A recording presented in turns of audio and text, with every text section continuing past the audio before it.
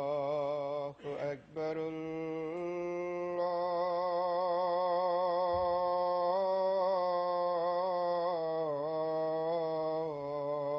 الله أكبر الله أكبر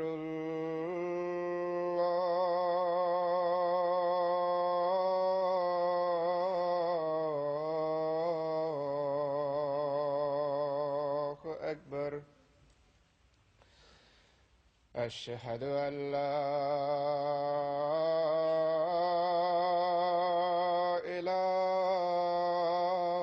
إله إلا الله أشهد أن لا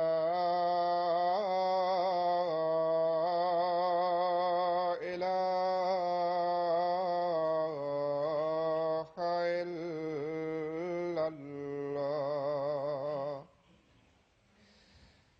أشهد أن محمدًا رسول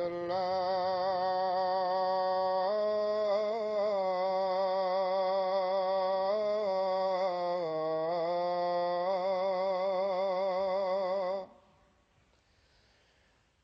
أشهد أن محمدًا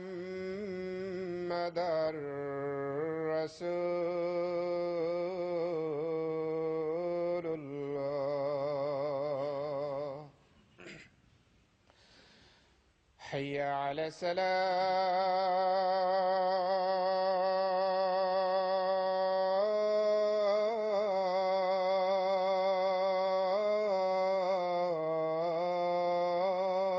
الصلاة حي على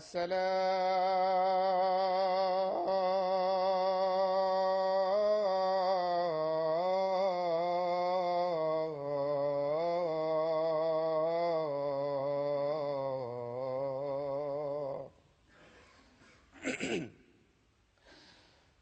حي على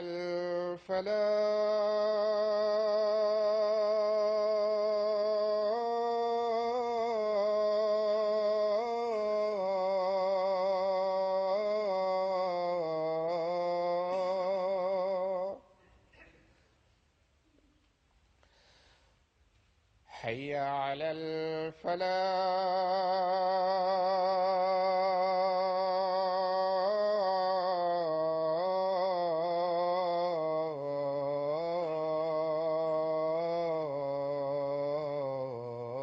الفلاح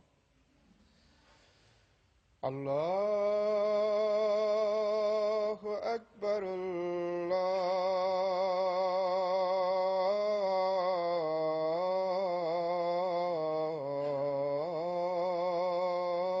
الله أكبر لا إله إلا الله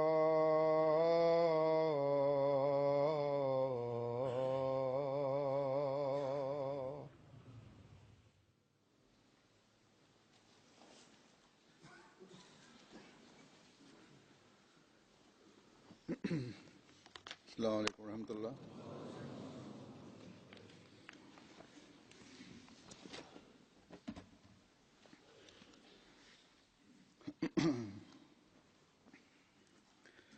أشهد أن لا إله إلا الله وحده لا شريك له وأشهد أن محمدًا عبده ورسوله أما بعد فأعوذ بالله من الشيطان بسم الله الرحمن الرحيم الحمد لله رب العالمين الرحمن الرحيم مالك يوم الدين إياك نعبد وإياك نستعين اهدنا الصراط المستقيم صراط الذين أنعمت عليهم غير المغضوب عليهم ولا الضالين بسم الله الرحمن الرحيم إنا أنزلناه في ليلة القدر وما أدراك ما ليلة القدر ليلة القدر خير من ألف شهر تنزل الملائكة والروح فيها بإذن ربهم من كل أمر سلام هي حتى مطلع الفجر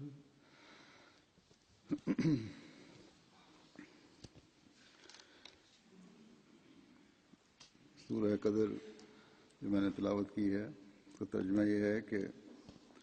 یقیناً ہم نے اسے قدر کی رات میں اتارا ہے اور تجھے کیا سمجھائے کہ قدر کی رات کیا ہے۔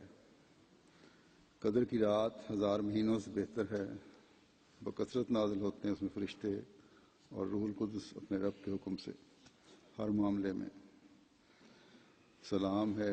یہ سلسلہ طلوع فجر تک جاری رہتا ہے۔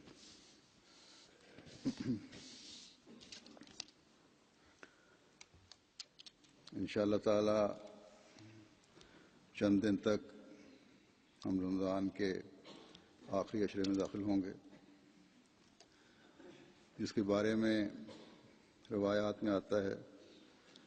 کہ اس میں ایک رات ایسی آتی ہے جو لیلۃ القدر کہلاتی ہے، یعنی ایسی رات جس میں اللہ تعالیٰ کی خاص نظر اپنے بعض مخلص بندوں میں پڑتی ہے، جب ان کی ایک خاص روحانی کیفیت ہوتی ہے اور اللہ تعالیٰ کے خاص فضل اور قرب کو مشاہدہ کرتے ہیں۔ اس وجہ سے رمضان کے آخری عشرے کو عام طور پر بڑی اہمیت مسلمان دیتے ہیں۔ عموماً نمازوں، تراویح اور باقی نیکی کاموں کی طرف بھی بہت سے ایسے لوگ جو رمضان کے پہلے اور دوسرے عشرے میں زیادہ توجہ نہیں دیتے،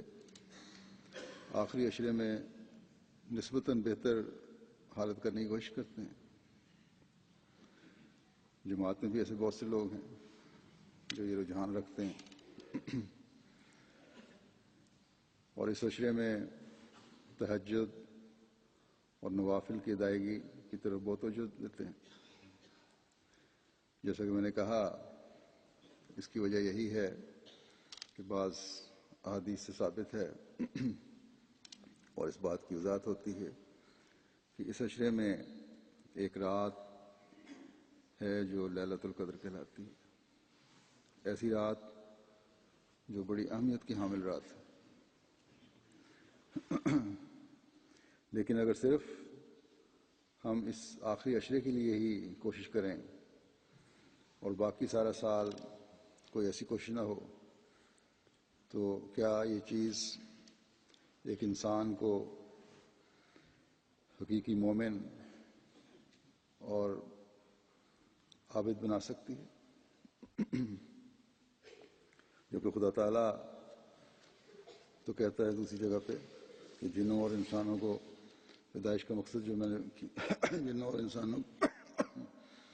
جنوں اور انسانوں کی پیدائش کا مقصد اس کی عبادت کرنا ہے.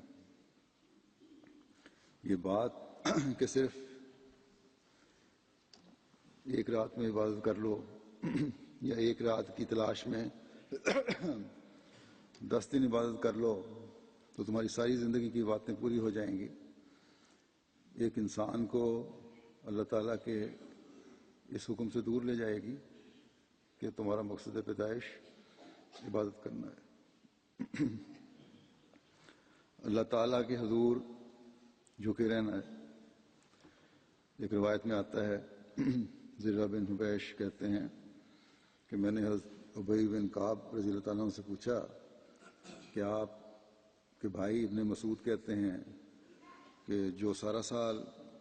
عبادت کرے وہ لیلۃ القدر کو پائے گا. انہوں نے کہا اللہ ان پر رحم کرے، ان کا مقصد یہ ہے کہ لوگ صرف اسی ایک رات پر تکیہ نہ کر لیں، ورنہ وہ خوب جانتے ہیں کہ وہ رات رمضان میں آتی ہے اور یہ کہ آخری عشرے میں آتی ہے. تو صحابہ تو اس بات کی گہرائی سے واقف تھے کہ صرف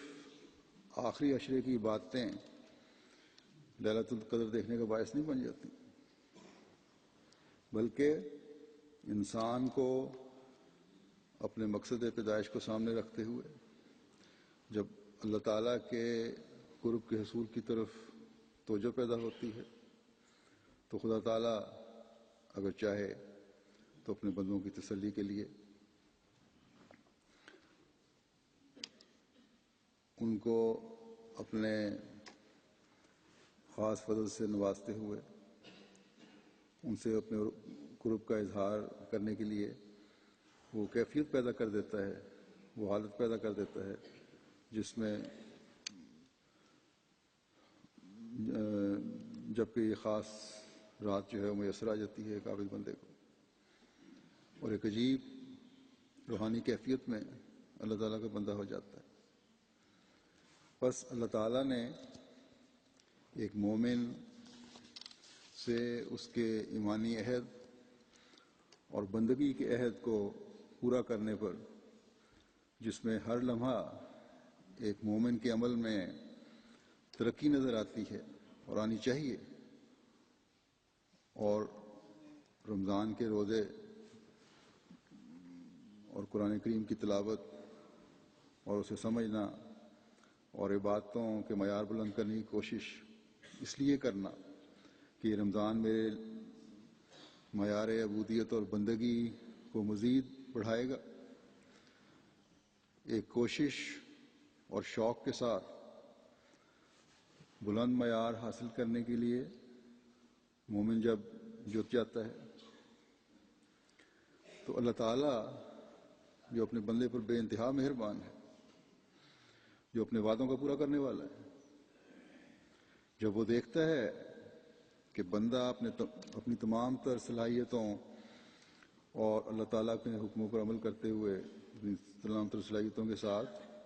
اور اللہ تعالیٰ کے حکم پر عمل کرتے ہوئے میرے ان الفاظ کو سامنے رکھ کر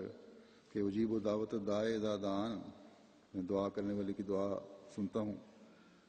تو اللہ کہتا ہے جب وہ مجھے پکارتا ہے، مجھ سے دعا مانگتا ہے، تو اللہ تعالیٰ فرماتا ہے میں نہ صرف اس کی دعا سنتا ہوں بلکہ رمضان کے آخری عشرے میں جو میں نے اپنے بندوں کے لیے ایک لیلۃ القدر کے پانے کا کہا ہے وہ بھی عطا کرتا ہوں. آسمان سے اتر کر بندوں کے قریب تر آ جاتا ہوں اور کہتا ہوں کہ آج کی رات تم مانگو میں تمہیں عطا کروں گا. بس جب بندہ اپنا عہد پورا کرتا ہے تو اللہ تعالیٰ بھی قبولیت دعا بلکہ روحانی مقام میں اضافے کے وعدے کو پورا فرماتا ہے.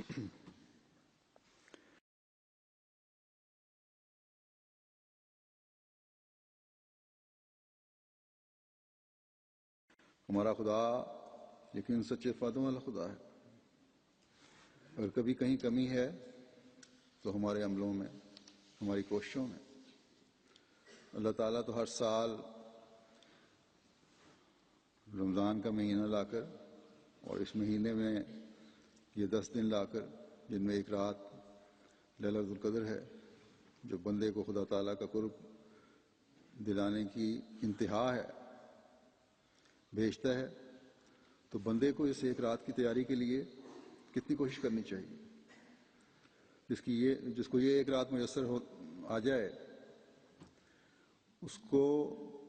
جو خدا تعالیٰ کی نظر میں مقام ملتا ہے وہ تمام زندگی کی باتوں کے برابر ہے. یعنی یہ ایک رات اس کی کایا پلٹ دیتی ہے. اس کی شخصیت وہ نہیں رہتی جو پہلے تھی. اور یہی حالت ہونی چاہیے، ورنہ تو اسے ایک رات کا حق ادا نہیں ہوگا. ایک مومن کی تو شان ہی یہ ہے کہ اس کی روحانی حالت بہتری کی طرف ہمیشہ جاری رہے. اگر کسی کو یہ خیال آ جائے کہ مجھے لیلۃ القدر میسر آ گئی ہے، جس کی عبادت 1000 مہینوں کی عبادت سے بہتر ہے، اب مجھے عبادت کی ضرورت نہیں، تو وہ جھوٹا ہے. اللہ تعالیٰ کی محبت کی چاٹ ایک مومن کو پہلے سے بڑھ کر خدا تعالیٰ کا عابد اور اس کے حکم پر عمل کرنے والا بناتی ہے. بس جب یہ صورت پیدا ہوتی ہے، اللہ تعالیٰ کا ایک جاری فیض شروع ہو جاتا ہے. اللہ تعالیٰ پھر کہتا ہے کہ میں تمہاری دعائیں سنا کروں گا. میرا قرب پانے کی کوشش کا تم نے قدم اٹھایا ہے اور جد و جہد کی ہے. تم نے اپنے عہد کا پاس کیا ہے، اس کی نگہداشت کی ہے. اب میں بھی تمہیں نوازتا رہوں گا اگر تم یہ عمل جاری رکھو. یعنی بندہ جب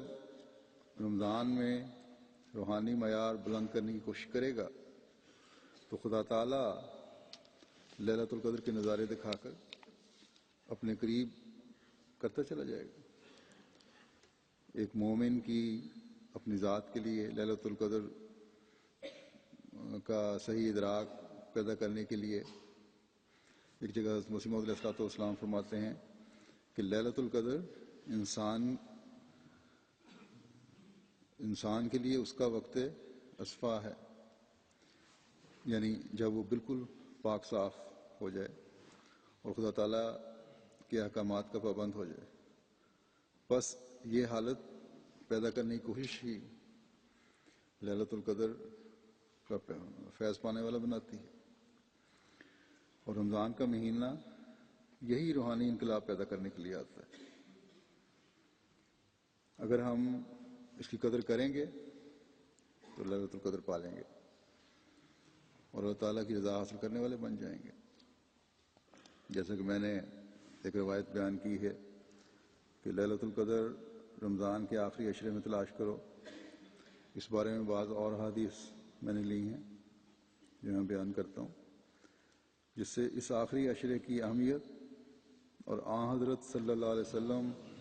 کے خاص اہتمام کے بارے میں پتہ چلتا ہے. کس طرح آپ اہتمام فرمایا کرتے تھے. حضرت عائشہ رضی اللہ تعالیٰ عنہا سے روایت ہے کہ جب رمضان کا آخری عشرہ شروع ہوتا تو نبی صلی اللہ علیہ وسلم اپنی کمر کس لیتے اور رات بھر جاگتے رہتے. یعنی نیند بہت کم ہوتی ہوگی، سوتے تو تھے کچھ لیکن بہت کم نیند، اور اپنے گھر والوں کو بھی جگاتے. بس اس حدیث میں یہ واضح ہے کہ آخری عشرے میں نہ صرف آن حضرت صلی اللہ علیہ وسلم خود اپنی عبادت میں پہلے سے کئی گنا بڑھ جاتے تھے، آن حضرت صلی اللہ علیہ وسلم کی عام دنوں کی باتوں کی لمبائی اور خوبصورتی کا بھی ہم اندازہ نہیں کر سکتے. یہی حضرت عائشہ نے جواب دیا تھا ایک دفعہ. تو اس عشرے میں کیا حالت ہوتی ہوگی، یہ تصور سے بھی باہر ہے. اور پھر جو انعامات کی اور فضلوں کی بارش خدا تعالیٰ کی طرف سے ہو رہی ہوتی ہے، جس کا سب سے زیادہ فہم و ادراک آن حضرت صلی اللہ علیہ وسلم کو ہی تھا. یا جو اللہ تعالیٰ کے فضلوں کی بارش اس عشرے میں ہوتی ہے، آپ یہ کس طرح برداشت کر سکتے تھے کہ میرے اہل خانہ اس سے محروم رہیں؟ اس لیے آپ ان کو بھی اٹھاتے اور پھر جو روحانی حالت اور کیفیت ہوتی ہوگی اس کا انداز بھی عجیب ہوگا یقیناً۔ بس یہ نمونہ آپ صلی اللہ علیہ وسلم نے ہمارے لیے قائم فرمایا۔ اللہ تعالیٰ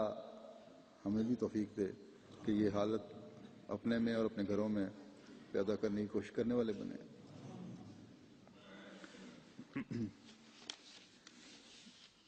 یہی کیفیت ہے جب ہم اپنے پر طاری کریں گے تو ہماری مغفرت کے بھی سامان ہو رہے ہوں گے اور حقیقی مومن بھی کہلا سکیں گے۔ چند اور روایات میں اس حوالے سے پیش کرتا ہوں۔ حضرت ابو ہریرہ رضی اللہ تعالیٰ عنہ نے نبی صلی اللہ علیہ وسلم سے روایت کی، آپ صلی اللہ علیہ وسلم نے فرمایا کہ جو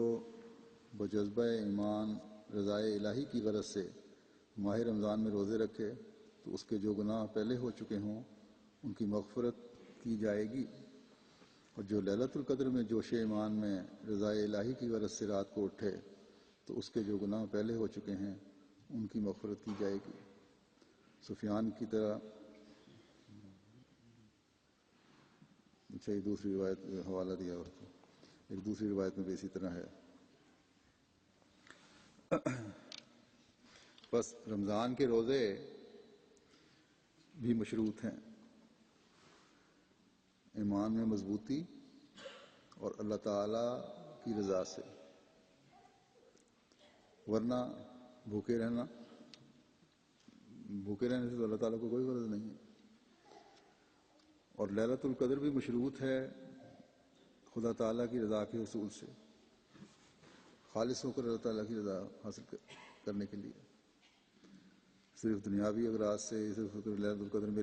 مجھے مل جائے تو میں یہ دعا کروں گا میری دنیاوی مقاصد پورے ہو جائیں، تو یہ غرض نہیں ہے۔ نیکیوں کے حصول کی کوشش ہونی چاہیے، بلکہ سب سے مقدم دعاؤں میں اللہ تعالیٰ کی رضا ہو۔ پھر اس کی اہمیت پر زور دیتے ہوئے ایک جگہ حضرت صلی اللہ علیہ وسلم نے اس طرح توجہ دلائی ہے۔ عقبہ جو حریث کے بیٹے ہیں ان سے روایت ہے، وہ کہتے ہیں کہ میں نے حضرت عبداللہ بن عمر رضی اللہ عنہ سے سنا، وہ کہتے ہیں رسول اللہ صلی اللہ علیہ وسلم نے فرمایا تم اسے آخری عشرے میں تلاش کرو۔ آپ کی مراد لیلۃ القدر سے تھی۔ اگر تم میں سے کوئی کمزور ہو جائے یا عاجز رہ جائے تو آخری 7 راتوں میں ہرگز مغلوب نہ ہو جائے۔ بس دیکھیں کس قدر تاکید ہے کہ اگر کسی وجہ سے رمضان سے صحیح فیض نہیں بھی اٹھا سکے اور یہ خواہش رکھتے ہو کہ حقیقی مومن بنوں تو اس عشرے یا 7 دن میں ہر عذر کو دور پھینک دو اور اپنی راتوں کو خدا تعالیٰ کی عبادت میں اس طرح گزارو جو عبادت کا حق ہے، جس کا نمونہ حضرت صلی اللہ علیہ وسلم نے ہمارے سامنے پیش فرمایا ہے۔ یہی کوشش ہے جو تمہاری روحانی ترقیات کا باعث بنے گی اور اللہ تعالیٰ کا قرب دلانے والی بنے گی۔ پھر ایک روایت میں آتا ہے سالم بن عبداللہ بن عمر کہتے ہیں کہ ان کے والد رضی اللہ تعالیٰ عنہ بیان کرتے تھے، صحابی تھے، کہ میں نے رسول اللہ صلی اللہ علیہ وسلم کو لیلۃ القدر کو متعلق فرماتے ہوئے سنا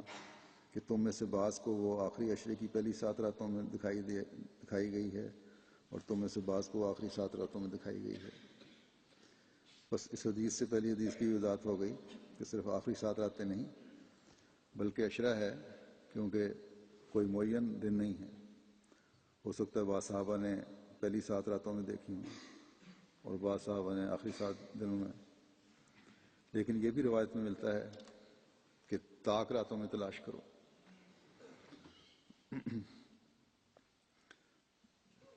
بہرحال جو بھی دیکھتا ہے اس پر اللہ تعالیٰ کا یہ خاص فضل ہے۔ لیلۃ القدر سے گزرنے کے بعد اس کی قدر کرنا بھی ضروری ہے، جیسا میں نے کہا، اور وہ اسی طرح ہوگی کہ پھر انسان میں ایک ایسی تبدیلی آئے جو روحانی ترقی کی طرف ہر آن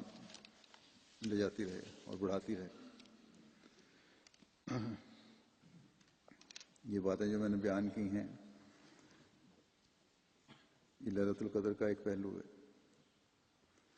جو حدیثوں کی روح سے رمضان کے آخری عشرے کے طاق دنوں میں خدا تعالیٰ کے خاص فضل کے اترنے کی ایک رات کا ذکر ہے، جس کے بارے میں قرآن کریم فرماتا ہے، جیسے میں نے تلاوت کی سورۃ القدر کی، کہ 1000 مہینوں سے بہتر ہے، اور 1000 مہینے تقریباً 83 سال سے اوپر بنتے ہیں۔ یعنی اگر یہ رات میسر آ جائے تو انسان کی زندگی بھر کی دعائیں جو خدا تعالیٰ کی نظر میں ایک مومن کی بہتری کے لیے ہیں وہ قبول ہو جاتی ہیں۔ بہت ساری دعائیں کرتا ہے انسان لیکن اللہ تعالیٰ کی نظر میں بہتر نہیں ہوتی، تو جو اللہ تعالیٰ کے نزدیک بہتر ہوں، جب مومن خالص ہو کر اللہ تعالیٰ کے حضور جھکتا ہے تو پھر اللہ تعالیٰ مومن کا فائدہ دیکھتے ہوئے اس کے لیے وہ دعائیں قبول فرماتا ہے، یا مومن کو وہ معیار حاصل ہو جاتا ہے جو اس کے روحانی معیار کو بلند کرتا ہے۔ ملائکہ کا نزول ایک مومن کے تعلق باللہ میں ایک انقلاب پیدا کرنے کا باعث بنتا ہے، اور ایک رات کی عبادت ساری زندگی کی باتوں کے برابر ہو جاتی ہے، کیونکہ وہ اپنے مقصد پیدائش کو پا لیتا ہے۔ اور جیسا کہ میں نے کہا، جب ایک دفعہ پا لیا تو اسے پاتے چلے جانے کی جستجو اور کوشش میں ایک مومن لگا رہتا ہے۔ بس یہ رات ہے جس کی ایک مومن کی زندگی میں بڑی اہمیت ہے، لیکن اس کے اور بھی بڑے وسیع معنی ہیں جو مسیح موعود علیہ السلام نے بیان فرمائے ہیں۔ جیسا کہ میں نے کہا، اس سورت سے ظاہر ہے، سورت میں لکھا ہوا ہے، اللہ تعالیٰ فرماتا ہے کہ انا انزلناہ فی لیلۃ القدر، کہ ہم نے اسے قدر والی رات میں اتارا ہے۔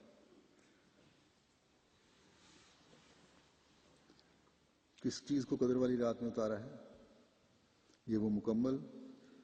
اور کامل شریعت ہے جو قرآن کریم کی صورت میں اللہ تعالیٰ نے نازل فرمائی۔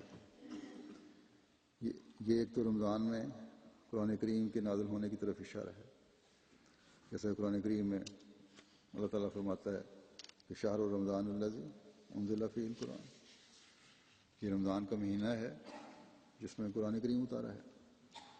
اور اس رمضان میں وہ لیلۃ القدر ہے جو 1000 مہینوں سے بہتر ہے۔ بس مختصر یہ ہے کہ رمضان کے مہینے میں رمضان کا نزول شروع ہوا، اور جیسا کہ روایات سے پتہ چلتا ہے اس مہینے میں جبرائیل علیہ السلام اس کی دہرائی بھی کروایا کرتے تھے حضرت صلی اللہ علیہ وسلم کو۔ پھر اس کا یہ مطلب بھی ہے کہ زمانے کی ضرورت اس بات کی متقاضی تھی کہ کوئی کامل ہدایت اترے، کیونکہ وہ ایک اندھیرا زمانہ تھا، جیسے قرآن کریم میں اللہ تعالیٰ فرماتا ہے کہ ظاہر الفساد فی البر والبحر، خشکی اور تری میں فساد برپا تھا۔ بس وہ زمانہ جس میں یہ فساد برپا تھا یہ تقاضا کر رہا تھا کہ ہدایت آئے، اور اللہ تعالیٰ نے اس زمانے کی اس اہمیت کی وجہ سے جو خشکی اور تری میں فساد برپا تھا، جس کی نظیر نہ پہلے زمانوں میں ملتی تھی نہ بعد کے زمانے میں ملتی، اس لیے کامل ہدایت کی ضرورت تھی۔ بس اللہ تعالیٰ نے اپنی کامل کتاب نازل فرمائی۔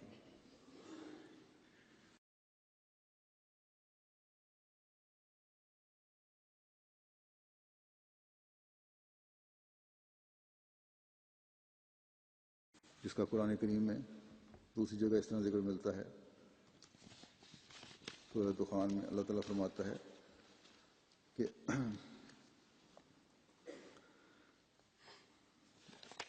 حامیم والکتاب المبین انا انزلناہ فی لیلۃ مبارکۃ انا کنا منذرین فیہا یفرق کل امر حکیم امرم من عندنا انا کنا مرسلین رحمتوں من ربک انہ هو السمیع العلیم۔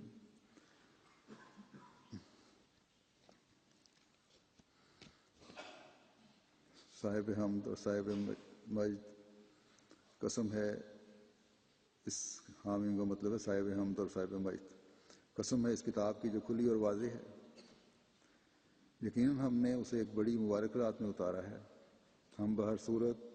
انذار کرنے والے تھے۔ اس رات میں ہر حکمت والے معاملے کا فیصلہ کیا جاتا ہے، ایک ایسے امر کے طور پر جو ہماری طرف سے ہے، یقیناً ہم ہی رسول بھیجنے والے ہیں رحمت کے طور پر تیرے رب کی طرف سے، بے شک وہی بہت سننے والا اور دائمی علم رکھنے والا ہے۔ بس یہ مبارک زمانہ اور مبارک رات ہے جس میں اللہ تعالیٰ نے انسانوں پر رحم فرماتے ہوئے کھلی، واضح، روشن اور ہدایت سے پر کتاب اتاری، اس انسان کامل پر جو انسانیت کی ہدایت کے لیے بے چین تھا، جو چاہتا تھا کہ بندہ اپنے پیدا کرنے والے کے آگے جھکے بجائے اس کے کہ بتوں کی پوجا کرے، جو چاہتا تھا کہ بندہ اللہ تعالیٰ جو واحد و یگانہ ہے اسے تمام طاقتوں کا مالک اور بخشنہار سمجھے، بجائے اس کے کہ ایک عاجز انسان کو خدا کا بیٹا بنا کر اس کی موت کو اپنی نجات کا ذریعہ بنا لے۔ وہ کامل رسول چاہتا تھا کہ انسان ظلموں سے بچے، اور جہاں خدا تعالیٰ کے حق ادا ہوں وہاں اللہ تعالیٰ کے بندوں کے بھی حق ادا ہوں۔ بس اللہ تعالیٰ نے اس انسان کامل کی دعاؤں کو سنا اور انسان کامل پر قرآن کریم کی کامل شریعت اتاری، وہ کامل کتاب اتاری جو نہ صرف 1400 سال پہلے کے اندھیرے زمانے میں ہدایت کا موجب بنی، بلکہ تا قیامت اب اس کامل کتاب نے ہر اندھیرے کو دور کرنے کا باعث بننا ہے، اور اس رسول نے اب تا قیامت خاتم الانبیاء اور آخری شرعی نبی رہنا ہے۔ اور جب بھی بے چین اور پریشان خدا تعالیٰ کے بندے زمانے کی تاریکی کو دیکھ کر خدا تعالیٰ کے آگے جھکیں گے اور چلائیں گے تو اللہ تعالیٰ انہ هو السمیع العلیم کہ بے شک وہی بہت سننے والا اور دائم علم رکھنے والا ہے، کہ قول کو پورا کرتے ہوئے بندوں کی تسلی کے لیے سامان پیدا فرمائے گا۔ اور اس زمانے میں اللہ تعالیٰ نے اپنے وعدوں کے مطابق اور آن حضرت صلی اللہ علیہ وسلم کی پیشگوئی کے مطابق آپ کے عاشق صادق کو آپ صلی اللہ علیہ وسلم کی غلامی میں بھیجا۔ اس غلام صادق اور مسیح مہدی نے جو للیلۃ القدر کی تفسیر فرمائی ہے ایک جگہ، وہ بیان کرتا ہوں۔ آپ فرماتے ہیں کہ ایک نہایت لطیف نکتہ جو سورۃ القدر کے معنی پر غور کرنے سے معلوم ہوتا ہے یہ ہے کہ خدا تعالیٰ نے اس صورت میں صاف اور صریح لفظوں میں فرما دیا ہے کہ جس وقت کوئی آسمانی مسئلہ زمین پر آتا ہے تو اس کے ساتھ فرشتے آسمان سے اتر کر مستعد لوگوں کو حق کی طرف کھینچتے ہیں۔ بس ان آیات کے مفہوم سے یہ جدید فائدہ حاصل ہوتا ہے کہ اگر سخت ضلالت اور غفلت کے زمانے میں یک دفعہ ایک خارق عادت طور پر انسانوں کے قوا میں خود بخود مذہب کی تفتیش کی طرف حرکت پیدا ہونی شروع ہو جائے تو وہ اس بات کی علامت ہوگی کہ کوئی آسمانی مصلح پیدا ہو گیا ہے، کیونکہ بغیر روح القدس کے نزول کے وہ حرکت پیدا ہونا ممکن نہیں، اور وہ حرکت حسب استعداد و طبع دو قسم کی ہوتی ہے، حرکت تامہ اور حرکت ناقصہ۔ حرکت تامہ وہ حرکت ہے جو روح میں صفائی اور سادگی بخش کر اور عقل اور فہم کو کافی طور پر تیز کر کے روح بحق کر دیتی ہے، اور حرکت ناقصہ وہ ہے جو روح القدس کی تحریک سے عقل اور فہم تو کسی قدر تیز ہو جاتا ہے مگر باعث عدم سلامت استعداد کے وہ روح بحق نہیں ہو سکتا، بلکہ مصداق اس آیت کا ہو جاتا ہے کہ فی قلوبہم مرض فزادہم اللہ مرضا، یعنی عقل اور فہم کے جنبش میں آنے سے پچھلی حالت اس شخص کی پہلی حالت سے بدتر ہو جاتی ہے، جیسا کہ تمام نبیوں کے وقت میں یہی ہوتا رہا کہ جب ان کے نزول کے ساتھ ملائک کا نزول ہوا تو ملائک کی اندرونی تحریک سے ہر یک طبیعت عام طور پر جنبش میں آ گئی۔ تب جو لوگ راستی کے فرزند تھے وہ ان راست بازوں کی طرف کھینچے چلے آئے، اور جو شرارت اور شیطان کی ضروریت تھے وہ اس تحریک سے خواب غفلت سے جاگ تو اٹھے اور دینیات کی طرف متوجہ بھی ہو گئے، لیکن وہ باعث نقصان استعداد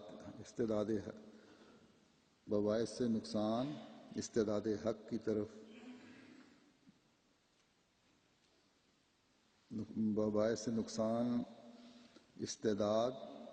طرف رخ نہ کر سکے،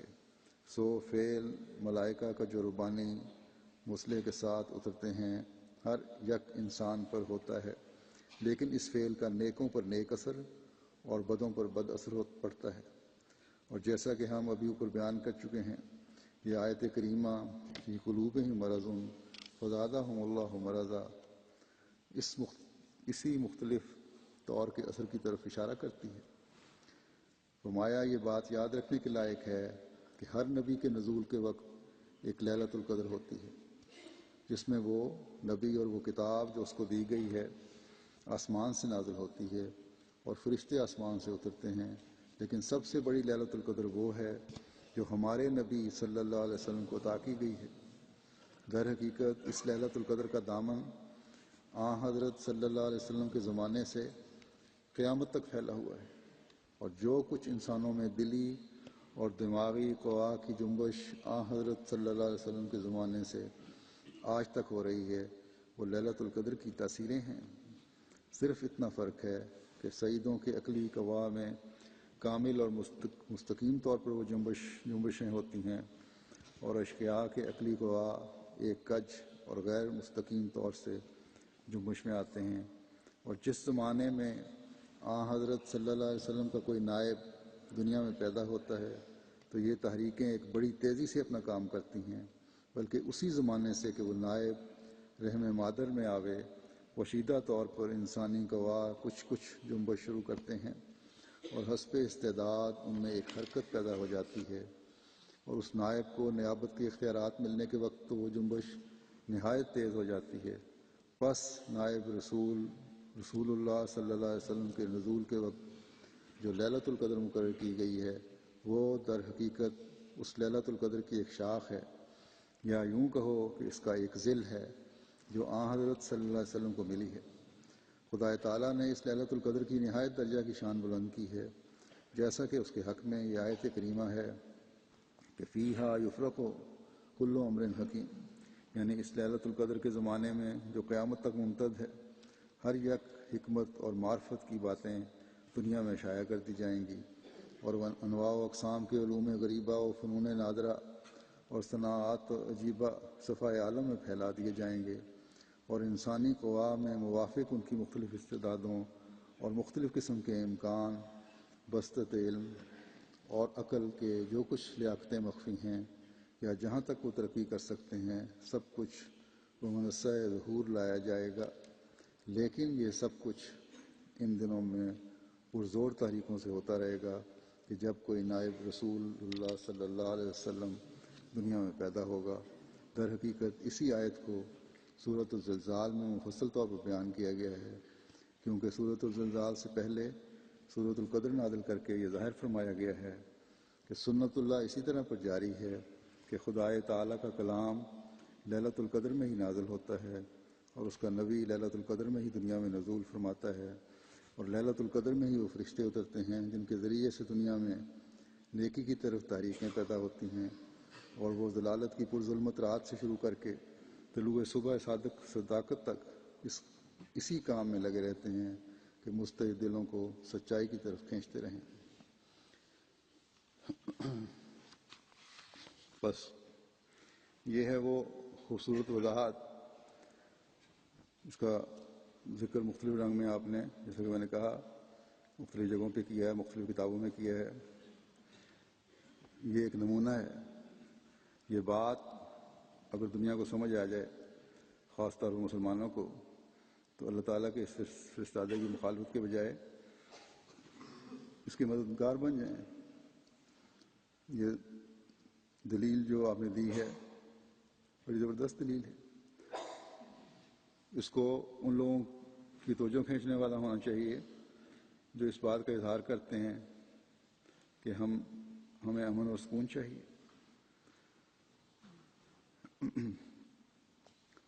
اور زمانے کی اصلاح کے لیے کسی مسئلے کی تلاش میں ہیں،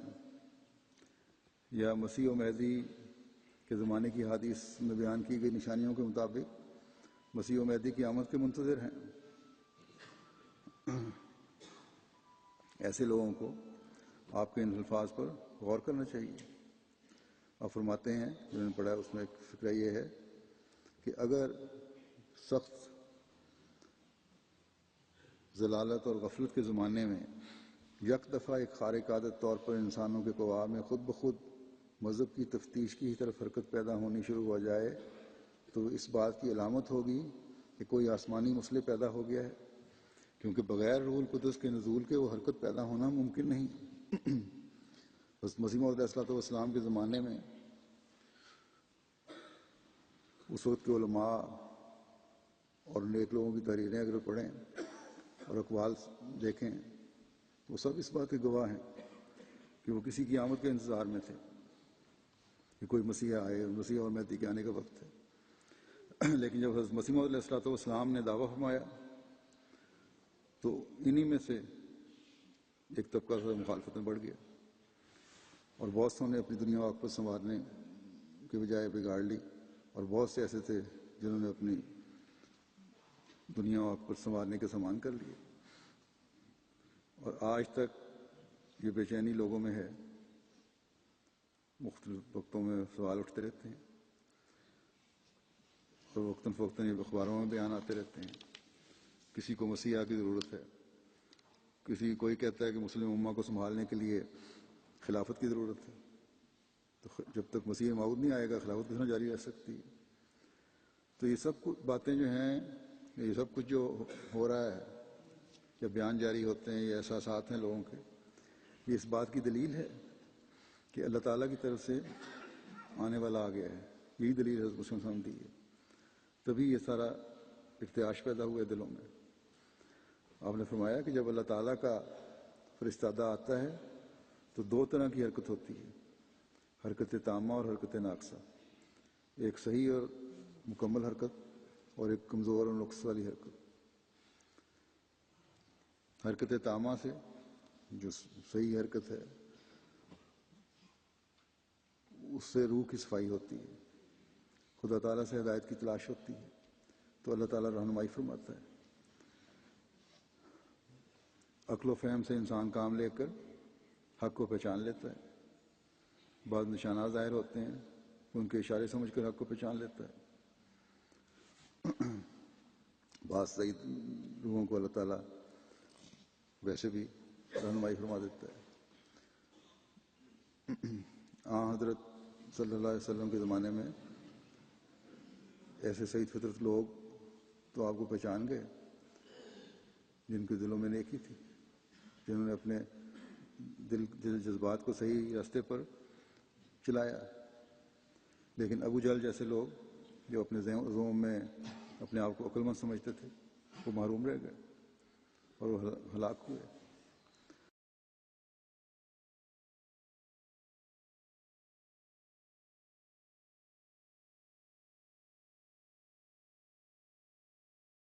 حضرت مسیح موعود علیہ السلام کے زمانے میں بھی حضرت مولانا حکیم نور الدین قیمت مسیح اول کی مثال لے لیں، حضرت صاحب عبد اللطیف شہید کی مثال لے لیں. ان جیسے لوگ باوجود فاصلے کی دوری کے، ساری دوریوں کو سمیٹتے ہوئے، سارے فاصلوں کو سمیٹتے ہوئے آپ کے قدموں میں آ گئے اور قبول کر لیا. اور مولوی محمد حسن طالوی جیسے لوگ جو قریب رہنے والے تھے، جو بچپن کے دوست تھے، وہ اپنی اس دشمنی کی وجہ سے محروم رہ گئے. یہ محروم رہنے والے جو ہیں ان کے بارے میں آپ فرماتے ہیں کہ بباعث عدم سلامت استعداد کے روح بحق نہیں ہو سکتا، بس ان کی استعدادیں نیکی اور سلامتی کو قبول کرنے کی صلاحیت ہی نہیں رکھتی، ان کے دل ٹیڑھے ہوتے ہیں، دلوں میں تکبر ہوتا ہے اور خود پسندی ہوتی ہے، اس لیے اللہ تعالیٰ بھی ان کی مدد نہیں کرتا، ان کی رہنمائی نہیں کرتا، بلکہ ان کا مرض جو ہے بڑھتا چلا جاتا ہے۔ فزادہم اللہ مرضا، فرمایا کہ ایسے لوگوں کی عقل و فہم میں حرکت بجائے مثبت طرف چلنے کے منفی ہو جاتی ہے، اور اس منفی سوچ کی وجہ سے ان کی روحانی حالت جو ہے وہ بھی پہلی حالت سے بدتر ہو جاتی ہے۔ بس آج بھی یہی حال حضرت مسیح موعود علیہ السلام کے منکرین کا ہے، اپنے ذوم میں نیکی کی باتیں بھی کر رہے ہوتے ہیں، تو ان کی نیکی کی باتوں کا اثر نہیں ہو رہا ہوتا۔ کیوں نہیں ہو رہا ہوتا؟ اس مخالفت کی وجہ سے کہ اللہ تعالیٰ کی جو وہ مسلمان کر رہے ہیں، اور پھر اللہ تعالیٰ کی تقدیر بھی اس کا منطقی نتیجہ پیدا کر رہی ہوتی ہے۔ جب اللہ تعالیٰ کے فرستادے کی مخالفت کی جائے تو زبان میں اثر بھی نہیں رہتا نیکی کی باتوں کا، برائی کی باتوں کا بھی شک رہ جائے۔ ان کی باتوں میں روحانیت نہیں ہوتی، ہر بات بے دلیل ہوتی ہے۔ الفضل میں، انٹرنیشنل الفضل میں عربوں سے متعلق مضمون لکھتے ہیں طاہر ندیم صاحب، ان کے حالات۔ اس دفعہ کے الفضل میں طاہر ہانی صاحب جو ہمارے عرب ہیں اور بڑی محنت سے ایک واقف زندگی بھی ہیں اور محنت سے کام کر رہے ہیں عربی ڈیسک کا، ان کی قبول احمدیت کی کہانی ان کی زبانی بیان ہو رہی تھی۔ احمدیت قبول کرنے سے پہلے ہانی صاحب کہتے ہیں کہ میری یہ کوشش ہوتی تھی کہ احمدیت کے رد اور مخالفت میں ہر طرح کا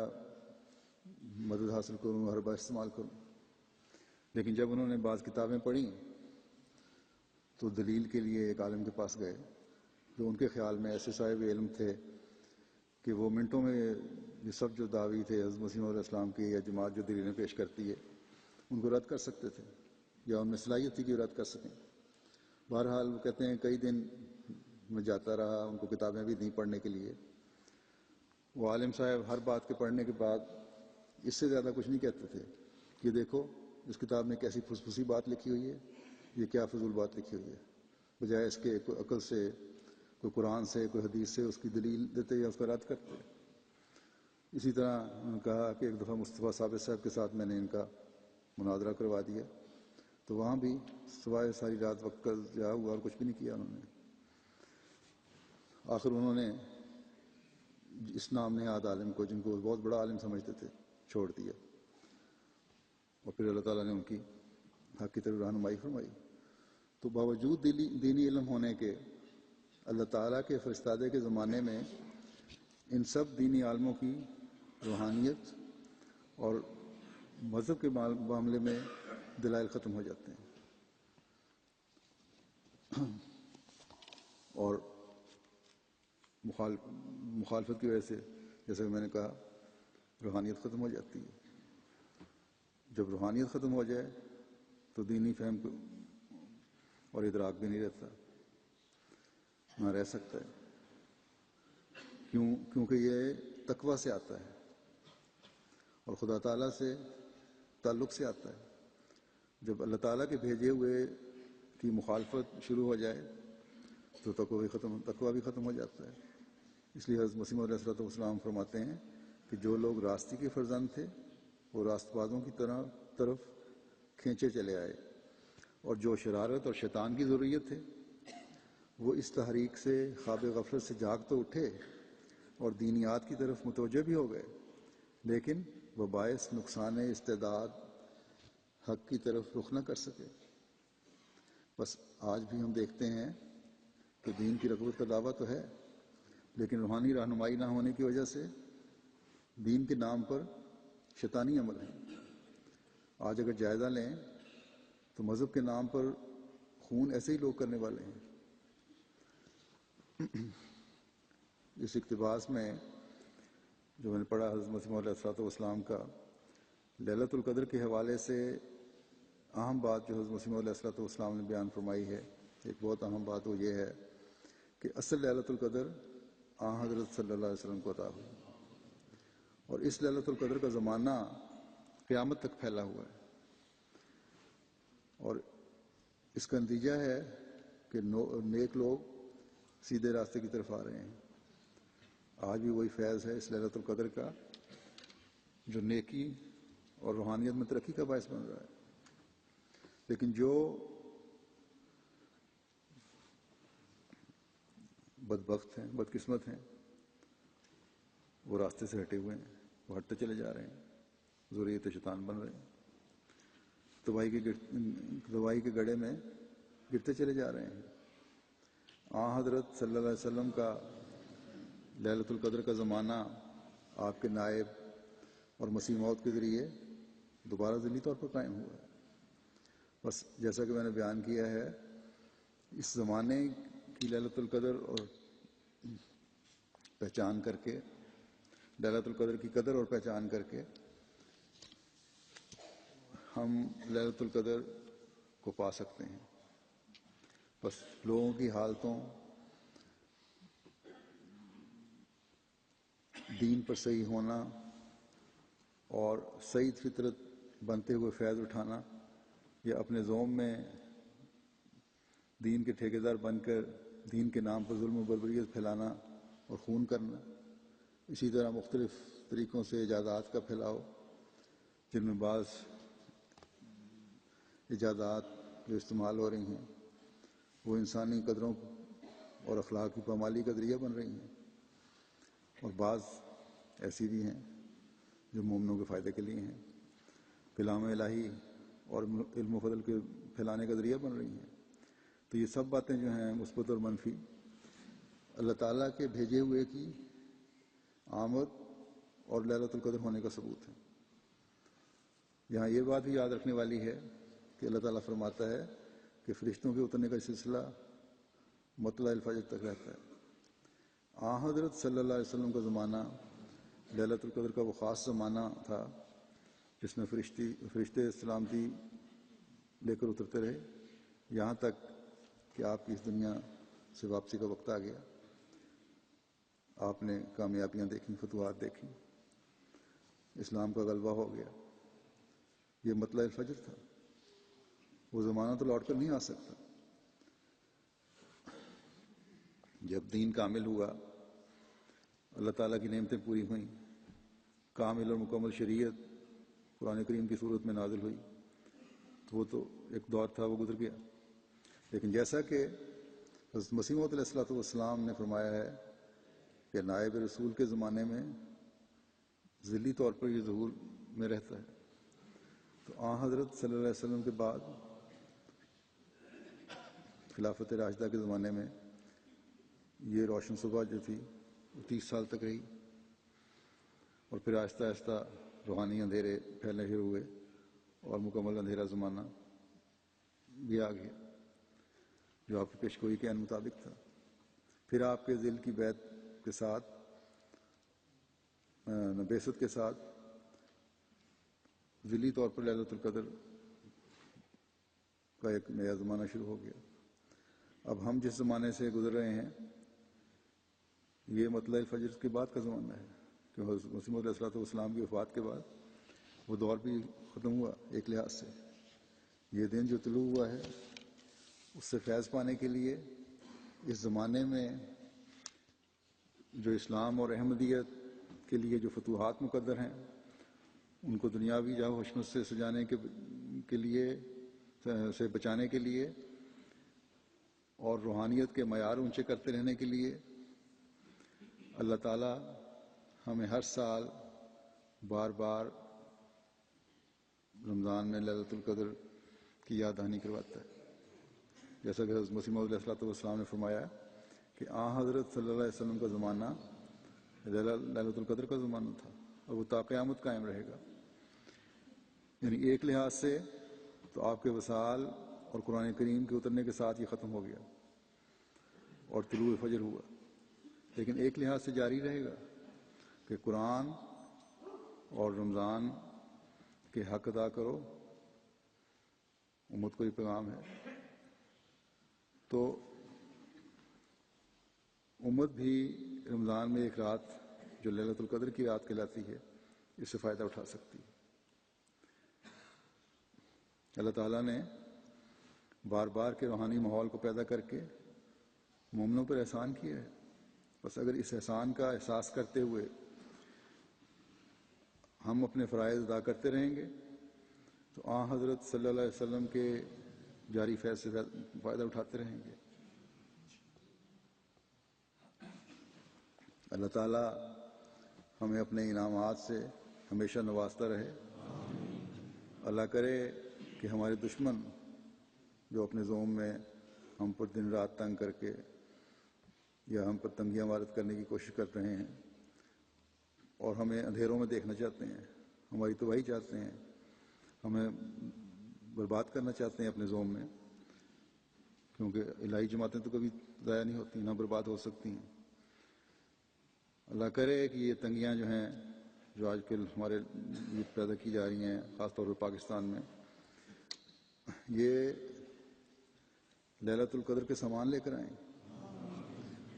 اور پھر مطلع الفجر کا ہم وہ نظارہ دیکھیں جو ہمیشہ کی سلامتی اور فتوحات کی صورت میں ظاہر ہو۔ اللہ تعالیٰ ہمیں توفیق عطا فرمائے۔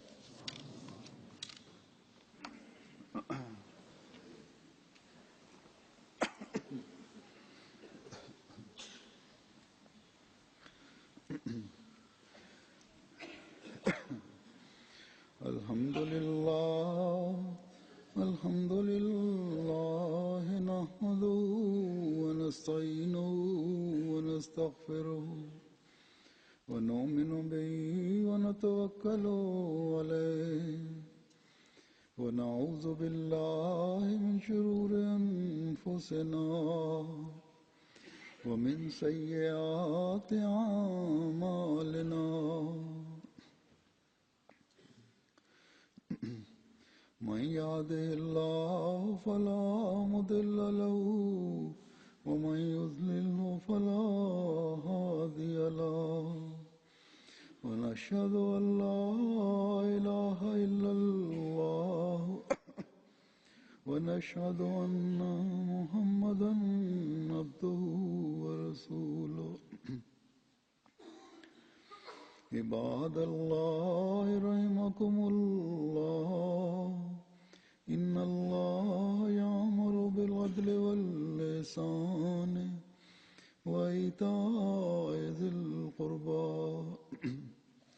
وينهى عن الفحشاء والمنكر والبغي يعظكم لعلكم تذكرون اذكروا الله يذكركم وادعوه يستجب لكم ولذكر الله